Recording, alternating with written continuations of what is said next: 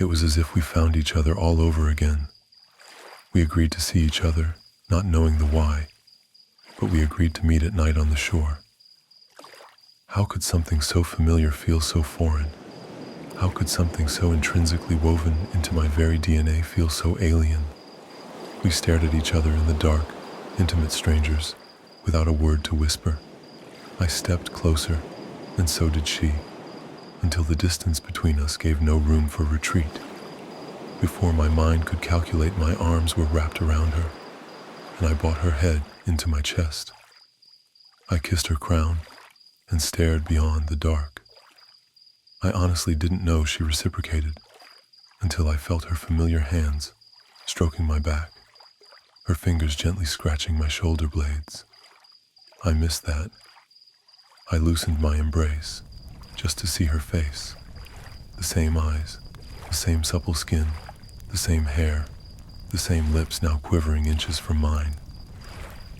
Whatever was the reason that brought us here, whether it be fate or happenstance, I was thankful. I immediately regretted the time wasted without her, the time I should have used being a better man. I wanted to tell her how sorry I was, but my words couldn't or wouldn't escape my mouth, but burned my tongue like acid. Her hands caressed my face, and lifting my eyes towards hers, I could see her shimmering tears, and she could see the fire in mine. I took her bottom lip between my own, and soon we tasted each other, our heads swaying as our tongues danced like flickering flames. The tide roared and lapped the soft sand with the growing gale, as an inferno rose and raged through frantic limbs and frantic breath, clawing each other's clothes, silently cursing every clasp, button, and buckle, love overflowing and flooding over our ramparts. Lust consumed us in an ever-increasing fire. I guided her down to the sand, my mouth exploring her neck, her shoulders, her arms, remembering her insecurities and tasting those too. Upon her breast, she gasped and squeezed my head.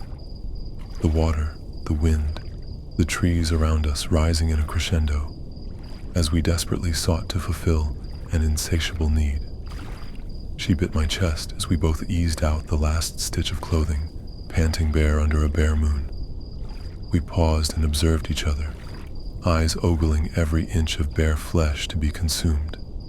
A softer tempo, we joined together and unbound ourselves from the cares of this earth, and became one creation, moaning, sighing, gasping in ghostly utterances as we made sweet, sweet love.